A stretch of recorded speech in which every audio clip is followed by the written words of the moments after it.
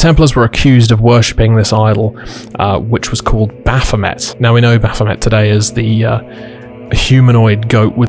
Dante categorizes hell into 9 circles: limbo, lust, gluttony, greed, wrath, heresy, violence, fraud, and treachery.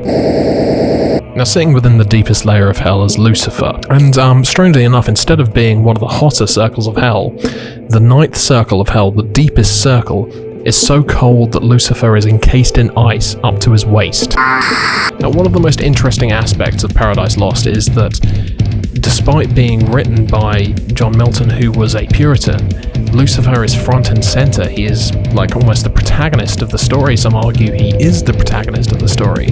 Who Satan is truly a fascinating question. He is an agent of God. He is an opponent to God. He is a deity of suffering. Hi guys, welcome back to my channel where I talk about shit that I'm interested in. If you haven't seen my other 3 videos, do go and watch those. My last video was the first part to this, so this is going to be the second part, and we're talking about the origin of Satan. Where does the actual character come from? I'm really enjoying making these. These are like, honestly, this is a topic that has interested me for quite a while. I love the history of this topic. It's so obscure and difficult to find, so I almost feel like I'm uncovering stuff in the process of it. You know, thank you guys so much for watching, those of you who've been watching since like the first video I made. It really does mean a lot, and I've got a lot of very exciting things planned. I said in my first 2 videos on grimoires that I was actually going to collect some grimoires and do like deep dives on specific ones, and I have just I've just received the 4 books of De Occulta Philosophia by Agrippa, and these are really beautiful published books by Black Letter Press. Absolutely gorgeous. I could be here for like literally hours talking about all the things that I've got planned for this series, so I'm not going to do that. And without any further ado, welcome to part 2 of The Origin of Satan. Today it's my privilege to host this program on a little-known area in law enforcement, but important to every small community and every large city across our vast country. It's the area of satanic cults. Let me tell you, so the lyrics to real rock music is nothing more than satanic cyanide. Parents worried about rock's alleged drug, violence, and satanic impact on the young picketed outside Kemper. Parents who actually saw their child summon the Dungeons and Dragons demons into his room before he killed himself. You may not like what I'm going to say, but I'm going to say it anyway because I'm not afraid to speak out. It reminds me of the wild man of Gadara in Mark chapter 5 who was possessed of a demon. Pallenberg sponsored Lucifer Rising, a movie that showed, quote, the actual ceremonies to make Lucifer rise. But the fact that virtually every example of this type of backmasking conveys a message that is intrinsically demonic. Aleister Crowley was one of the most infamous Satanists of our modern age. Running around in the graveyard naked and cutting himself with stones and screaming demon possession. Through killing people through various rituals that are against the law in our states and in our country.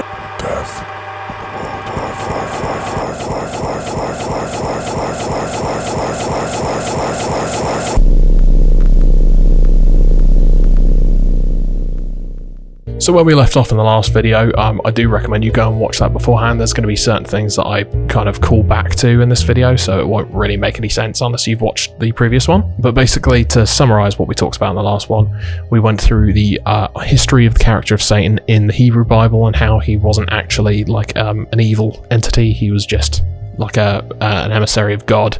He was sent down to disrupt things within humankind, essentially stop people from going down bad paths. And as kind of Hebrew tribes kind of started warring and arguing with each other and debating about who was correct and who was incorrect, that's when the character of Satan starts getting blamed for this, and basically the people who are opposing what the majority of people essentially believed. The small number of people who disagreed were labelled with being in a line to Satan. Again, Satan being a role, not an actual name. And we talked about how this kind of went on into Christianity.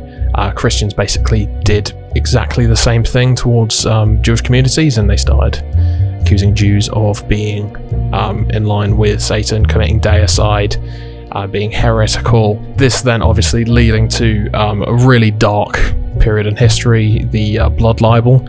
And if any of you watched that previous video and you if you're picking up what I'm putting down here, you're gonna get where some of this series is going to be going. I'm not going to basically give it away, but it's certainly going to be coming back in. That's definitely going to be a theme that comes back in later on in the video. So let's get into it. We're going to be talking about the Knights Templar. So the Knights Templar and the character of Satan are very interestingly connected, and while it might not seem very obvious as to why at first, it's going to become very apparent as we go on. Anyone who doesn't know much about the Knights Templar or who they were and what their beliefs are, do be aware there's a lot of bullshit on the internet about them. Esoterica did a video a bit about the origins of the Knights Templar and what their beliefs were, and what essentially they were to the Catholic Church and to the Kingdom of France at the period of time around the 1100s. I do recommend watching that if you want a bit more of a historical account. I'm not going to be going massively into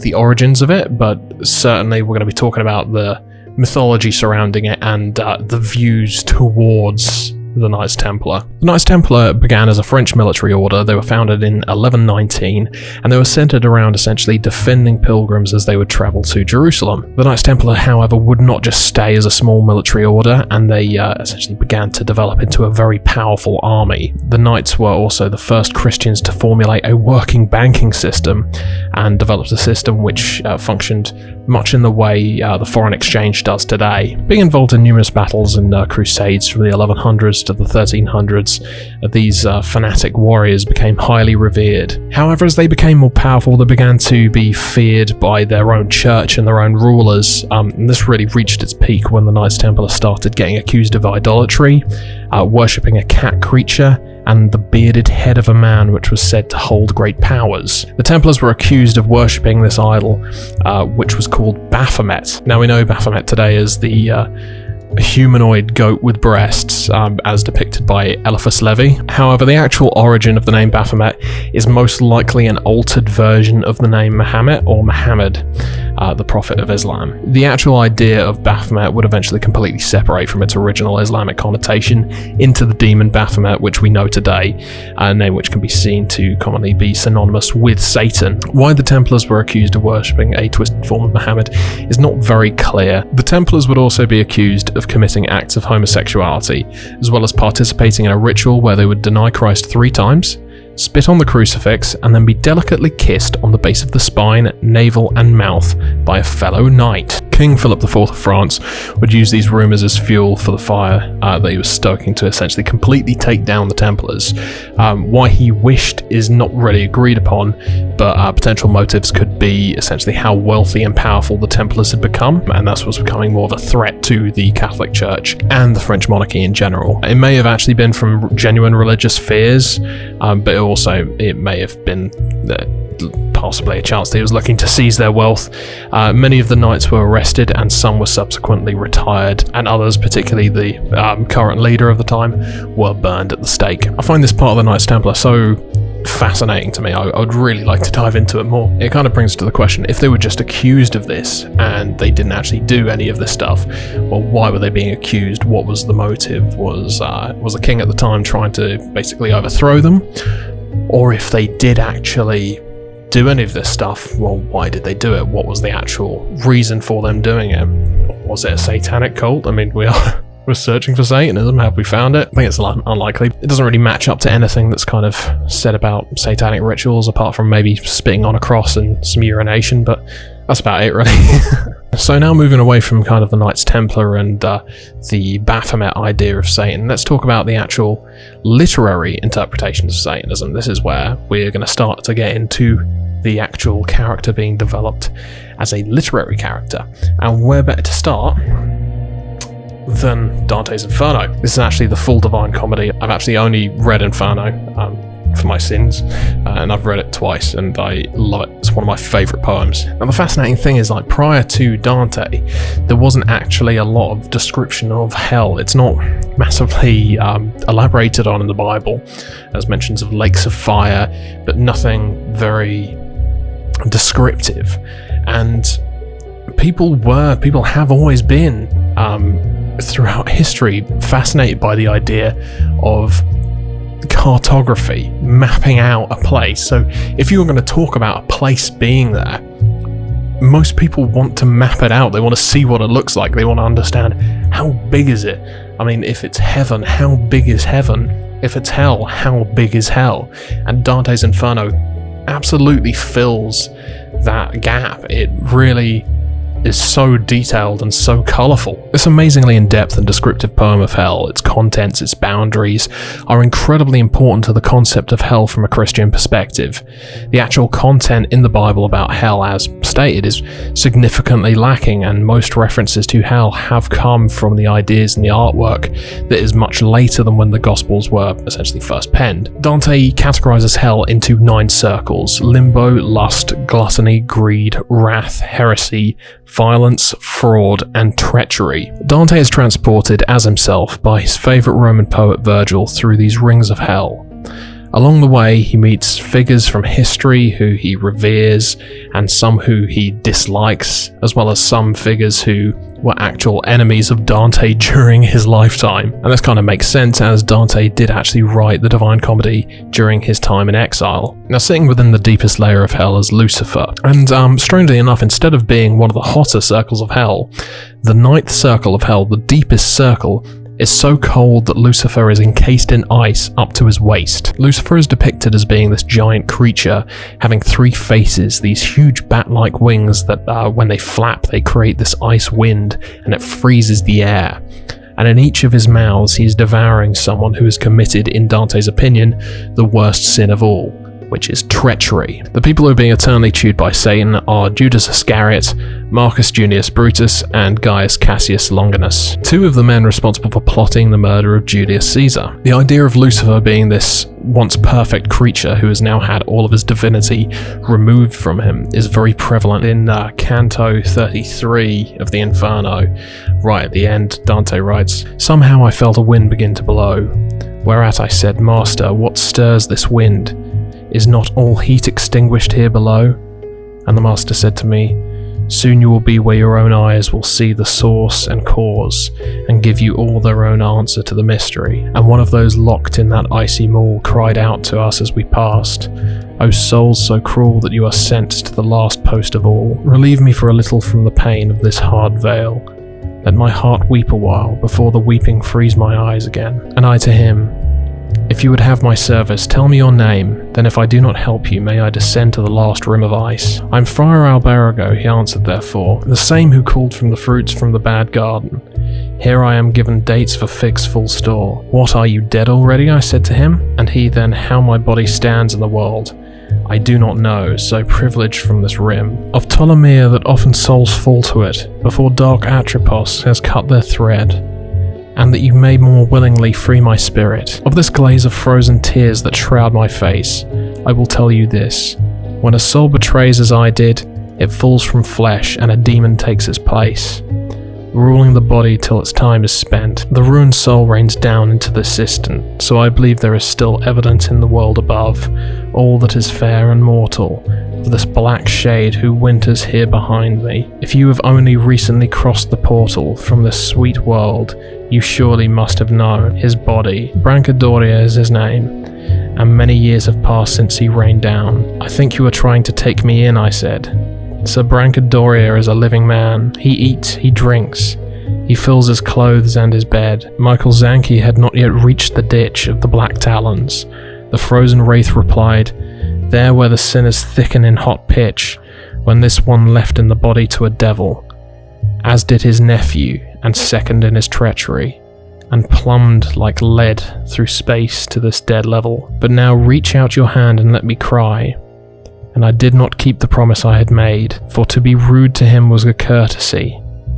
Ah, men of Genoa, souls of little worth, corrupted from all custom of righteousness, why have you not been driven from this earth? For there beside the blackest soul of all, Romagna's evil plan lies with one of yours, bathing his filthy soul in the eternal glacier of Cocytus for his foul crime, while he seems yet alive in world and time. The adventure of Dante and Virgil in the Inferno is reminiscent of a Greek epic with a sense of scale. In his writings, it is truly beautiful how he uses words like a colour palette to describe something which could have been a terrifying concept to many Christians. This work would later be very thoroughly studied by artists, Christians and philosophers. It is undoubtedly one of the main reasons why we see hell as this huge, horrifying, symbolic place of punishment. The actual descriptions of hell in the Christian Bible are fairly few, and the descriptions fairly unspecific. In this way, Dante's Inferno has actually done a lot of the legwork for the development of this idea. It is quite interesting though, considering the comedy was not written until the 14th century. Now, as amazing as a work Dante's Inferno and the Divine Comedy is, the actual development of hell and the development of Satan wouldn't stop with Dante, and it would be elaborated even further by an author called John Milton in 1667, and his, once again, poem Paradise Lost. Interestingly, the story of Paradise Lost follows the character of Satan after his fall from heaven, and how he assembles his hordes to rebel in this angelic war against heaven, and Satan's temptation of Eve with the tree of knowledge of good and evil. And this is a really interesting topic to mention as an aside. The serpent who tempts Eve is usually considered to be Satan.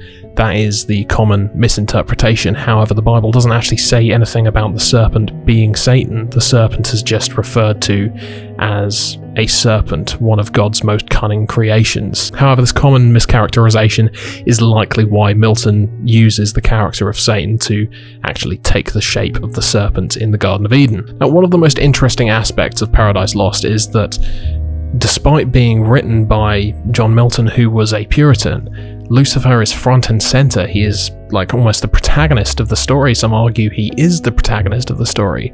Paradise Lost is hardly a satanic writing. However, Lucifer, or Satan, is shown to be something of a sympathetic character, and is portrayed almost like a Greek hero in a similar manner to Achilles or Odysseus. This is somewhat at odds with Milton's Christian beliefs, and people such as William Blake would actually go on to claim that Milton was part of the devil's party without even knowing it. So interestingly, the reason for Milton depicting Satan as this classical hero wasn't to actually make him a hero, but to debunk the idea of classical heroism, to make it seem silly in contrast to Christ's sacrifice, making the Christian heroism actually much higher, because Jesus does actually end up winning over Satan. But in doing this, he ends up creating quite an unlikely protagonist in the character of Satan, which, regardless of the fact Satan was not intended to be the protagonist, or even at the end of the story ending up being the antagonist, the character development and fulfillment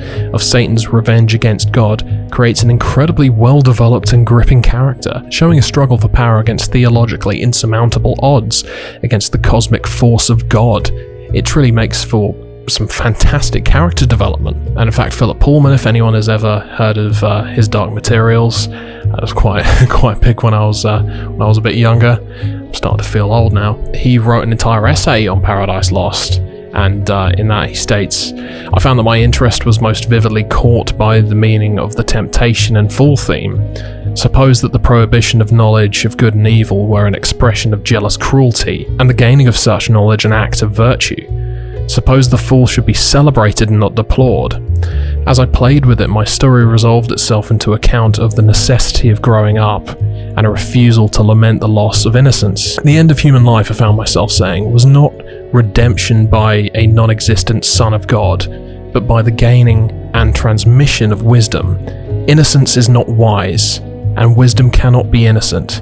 And if we are going to do any good in the world, we have to leave childhood behind. Paradise Lost was a completely new idea of the character of Satan. It showed his motivation, his vehement, the extent at which he would go to enact his revenge against God. This would then go on to inspire writers and artists and even modern groups such as the Satanic Temple, while likely at the same time causing a bit of controversy within the Christian community. Now, the actual power that Satan had has been heavily discussed, from the power his demons have had with the subject of possession and with the mass production of exorcism handbooks, to the power Satan himself actually had over witches and black magicians. And I mentioned this in the first video. I showed a little clip, but I'll actually go through it in a bit more detail.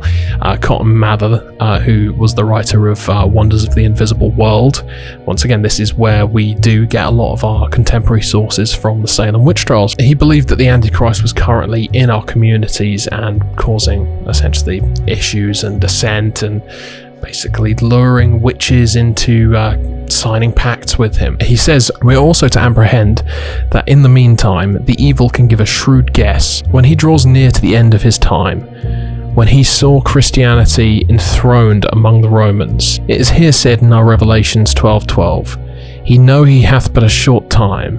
And how does he know it? Why, reason will make the devil know that God won't suffer him to have everlasting domination, and that when God has once begun to rescue the world out of his hands, he'll go through with it, until the captives of the mighty shall be taken away, and the prey of the terrible shall be delivered. But the devil will have scripture also, to make him know when his anti-Christian vicar, the seven-headed beast of the silver-hilled city, shall have spent his determined years, he with the vicar must unavoidably go down to the bottomless pit. It is not improbable that the devil often hears the scripture expounded in our congregations, ye that we never assemble without a Satan among us." It's very interesting actually reading this through again. He mentions we never assemble without a Satan among us rather than we never assemble without Satan among us. It almost seems like a bit of a callback to that traditional Hebrew idea of Satan being a role rather than an individual. Mather believed that the natives in Mexico were settlers who were also worshippers of the devil, known to them as, I'm going to completely butcher this name, Viltzlipultzli, who during the alleged settlers' travel to Mexico, in Mather's words, emulating what the blessed God gave to Israel in the wilderness, had killed those who had refused to continue on their journey to Mexico due to tiredness by pulling out their hearts. This is very likely a bastardization of the name Huitzilopolchtli, which is an Aztec god of sacrifice.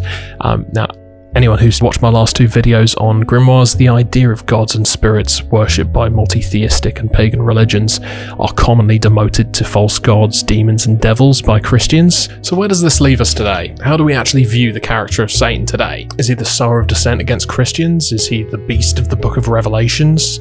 The three-headed monster of Dante's Inferno? Or maybe even the classical hero of Milton's Paradise Lost? He could also be the devil of the witch trials, listening to pious Christian sermons and sending his witches to torment them.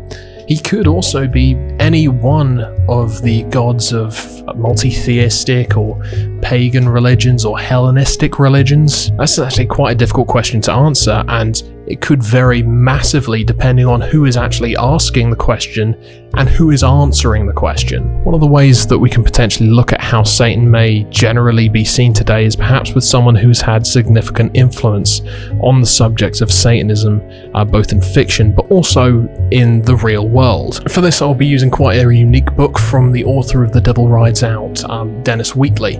Now, I picked up this book in a very odd second-hand bookshop. It's quite insightful because Dennis Wheatley, as mentioned before, he was a fiction writer, and he wrote most of his fiction about Satanism. Now, I'm going to be completely honest. In my opinion, this book is utter superstitious, racist, and poorly researched bunk. I found myself repeatedly wanting to launch items across the room reading it. However, I persevered, and this is probably one of the most interesting insights into someone's mentality who predates the satanic panic of the 80s. However, this is likely one of the main inspirations for many of the ideas and fears expressed during this time. Wheatley expresses in this book that the world is divided into the forces of light and dark. Already I am angry at this incredibly simplistic worldview. He goes on to state that atheism is intrinsically linked with communism and is a rejection continuation of the laws which were incepted at the creation, meaning we must continue to remain governed by the powers of light and dark. Wheatley's belief was that the image of Satan likely came from the pagan idea of the horned god. However, this was adopted by Christians, and the horned god was not himself satanic. Aside from this description, Wheatley does not discuss much of the devil himself or his belief of the nature of the devil. It is more on the activities and beliefs of those he espouses to worship him, from numerology and palmistry to the famed Black Mass, reversing Christian rituals, and of course, for those who have seen part 1 of my Grimoires video, the use of semen in magic. This is quite an important moment, as we can see the devil no longer front and center of the we versus they and human versus non-human relationship. The nature of the devil, Satan, Lucifer, is no longer defined by who he is believed to be by those who fear him, but by the alleged actions, rituals, and cults of those who worship him. In a future video, I will be discussing the Satanic Panic, and this will be an important point to keep in mind.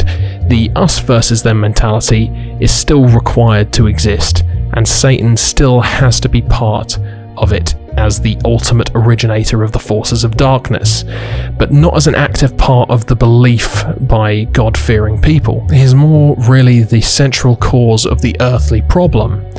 Satanists. Wheatley's opinion on what classes as Satanism is an important point to make as well. It would appear that things such as communism, riots, even anti-apartheid riots and demonstrations may have been of a satanic nature to Wheatley. Wheatley believed that there were in essence 4 reasons for the world being threatened by a new age of darkness. Firstly, stability had been disrupted by 2 world wars. 2. Nearly half the world's inhabitants are living under totalitarian systems which destroy the family unity and turn individuals into robots. 3. The governments of the more progressive nations have abandoned the task of ruling backwards countries, whatever that means, preserving peace in them and fostering the posterity of their peoples. 4. The rulers of the free world no longer maintain in them the state of law, order, and morality, which is essential to civilization. It is no surprise that the world wars would have likely had a massive traumatic impact on society. Not only were there new weapons and means of exterminating human beings, and they were being constantly developed and improved, but it was also during the age of development of film and TV, and we were able for the first time to actually see some of the horrors which war had produced. We can see that Wheatley also had these huge fears of communism, and he was very clearly a capitalist man, and very clearly doubled down on the idea of a family unit mentality. It is also impressive that we see such hypocrisy even within a few lines of each other. Wheatley denounces one totalitarian rule for being totalitarian, while promoting ruling backwards countries, whatever that's supposed to mean, and enforcing states of law and morality. Wheatley was also a huge proponent of the Pax Romana and the Pax Britannica, 2 examples of peace under a ruling empire. Seemingly, Wheatley was fine with totalitarian rule as long as it preserved the conservative ideals that he supported, although these family values Wheatley held so dear to him would have been quite unlikely under Roman rule. This book is basically a collection of paranoid anecdotes, poorly referenced history, and claims with little to no citation. Wheatley certainly was not by any stretch even close to a sole cause of the Satanic Panic, and there are many other authors, tabloid journalists, and public figures which contributed to the ideas. However, the ideas that Wheatley shows in both The Devil and All His Works, and even some of his fictional books, such as The Devil Rides Out, show some early examples of the ideas which would become very much the aesthetic of the Satanic Panic. We can see what Wheatley was tackling at this point, despite the titles. The Devil Rides Out, To the Devil a Daughter, The Satanist, The Devil and All His Works truly have little to nothing to do with the devil or Satan or the nature of Satan. We can see essentially the fears of the devil. What he is and who he is are essentially defined by those who worship him. And this is where the true horror lies. This has grown past the need to define the nature of Satan. He's still involved, but really in name only. Wheatley has almost demoted his being to the nebulous definition of the forces of darkness and nothing more. If you've gotten to the end of this video or series of videos, wherever you've started, genuinely thank you. These videos take a long time to make, they take a long time to research, and I do understand that some of this is a lot of information to take in, so I do really appreciate every single one of you that have actually sat through and watched the end. So I'd just like to close with this.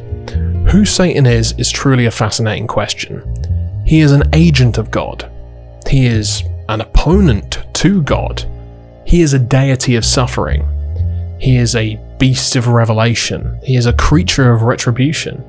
But he is also a classical hero of Greek epic proportions. And who Satan is can really only be answered with simply fear. Fear of evil, fear of temptation, of death and of darkness.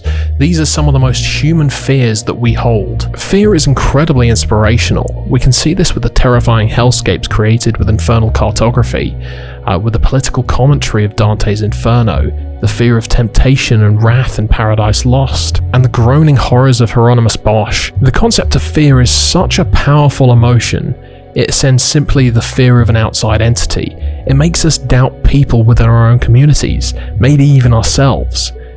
And within this fear comes the definition of Satan, not defined by his characteristics in the Bible, or even in works written after the Bible, but defined by the fear of those who believe he's out there trying to get them. Or even more terrifyingly, fear of people who worship him. And who are the worshippers of Satan? Well, anyone. You could be a Satanist.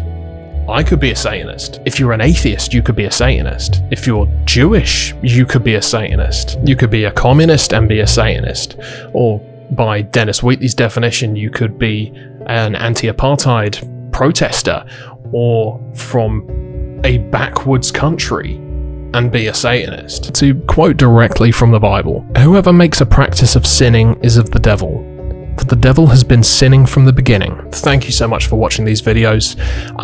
As you probably saw in the first video, I have been putting little footnotes in different areas of the video where I'm talking about some stuff. There is like a bibliography in the comment section, in the description. So if you want to find out where I've got my references from, please do go there. These videos are incredibly in depth and take a lot of research, so there are going to be things that I do get wrong, and I'm aware that there are going to be things that I'm going to get wrong, so I'm probably going to be making follow-ups to these videos in the future. If anyone brings up anything and I discover that there are things incorrect about some of the things that I've said, who knows, maybe even I will actually find evidence of an intergovernmental ancient satanic cult. If there is, I'm definitely going to be doing an update. Thank you guys so much for watching. If you enjoyed, please do like and subscribe. There's going to be more of these, and I'm going to have to figure out what I'm actually going to be writing about next. I've got a whole list of things, so I will see you in the next video.